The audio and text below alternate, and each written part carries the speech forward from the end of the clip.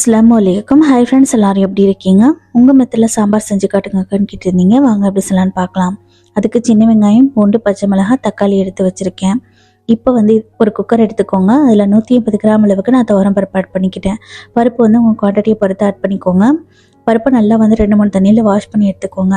இதில் 4-5 பல் பூண்டு, 4-5 பச்சை மிளகாய், கூட 8 சின்ன வெங்காயம் ஆட் பண்ணியிருக்கேன்.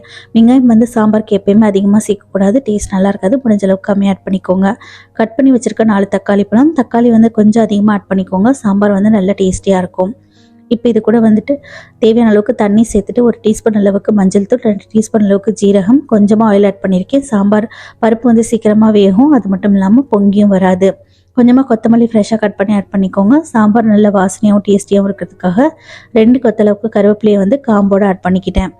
ஸோ இதை தனியாக குக்கரில் வேக வச்சு எடுத்துக்கோங்க. ஒரு 4-5 விசில் விட்டு எடுத்துக்கோங்க. இப்போ இன்னொரு பாத்திரத்தில் நான் இந்த சாம்பாருக்கு தேவையான அளவுக்கு முருங்கைக்காய், கத்திரிக்காய் கட் பண்ணி எடுத்திருக்கேன். இதில் தேவையான அளவுக்கு கல்லுப்பு, 1/2 டீஸ்பூன் அளவுக்கு மிளகாய்த்தூள், 2 டீஸ்பூன் அளவுக்கு சாம்பார் பொடி ஆட் பண்ணியிருக்கேன். மிளகாய்த்தூளும் சாம்பாருக்கு எப்பயுமே அதிகமாக சேர்க்கக்கூடாது, டேஸ்ட் நல்லா இருக்காது. ஸோ இதையுமே இன்னொரு பாத்திரத்தில் வச்சு நல்லா தனியாக வேக விட்டு எடுத்துக்கோங்க. பருப்பு ஏற்கனவே வேக வச்சிட்டிங்க அப்படின்னா பருப்பு வெந்த தண்ணியவே சேர்த்து காய வேக விட்டுக்கோங்க. அப்போ சாம்பார் நல்லா டேஸ்டியாக இருக்கும். ஸோ இப்போ பார்த்தீங்கன்னா மூடி போட்டு காயை நல்லா 3/4 பதத்துக்கு வேக விட்டு எடுத்துக்கோங்க. பருப்பும் நல்லா வெந்துடுச்சு.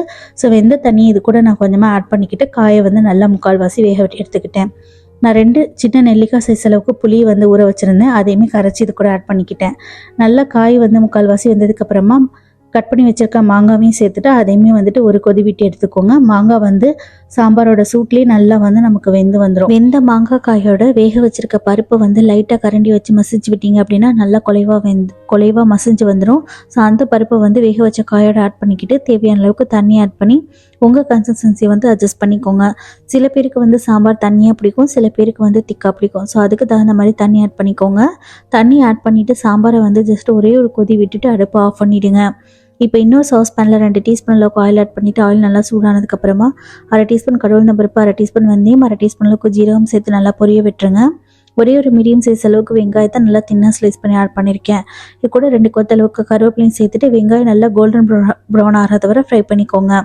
இந்த அளவுக்கு கலர் மாறினதுக்கப்புறமா 1 டீஸ்பூன் அளவுக்கு பெருங்காயத்தூள் ஆட் பண்ணிக்கிட்டு நல்லா கலந்து விட்டுட்டு அடுப்பை ஆஃப் பண்ணி இந்த தாளிப்பு எடுத்து அப்படியே சாம்பாரோட ஆட் பண்ணிக்கோங்க. சாம்பாரோட ஆட் பண்ணிவிட்டு நல்லா மிக்ஸ் பண்ணி விட்டுட்டு உடனே மூடி போட்டு க்ளோஸ் பண்ணிடுங்க. அப்போ தான் சாம்பார் நல்லா டேஸ்டியாக இருக்கும். ஸோ ஒரு 20 நிமிஷம் கழித்து சாம்பாரை ஓப்பன் பண்ணிக்கோங்க. இந்த மாதிரி செய்கிறனால சாம்பார் நல்ல மணமாகவும் இருக்கும், கலரும் மாறி போகாது. என்னோட ஸ்டைலில் மாங்காய், கத்திரிக்காய், முருங்கைக்காய் சாம்பார் ரெடி. ட்ரை பண்ணி பார்த்துட்டு வீடியோ பிடிச்சி நான் லைக் பண்ணிக்கோங்க. நாளைக்கு பார்க்கலாம். பாய்.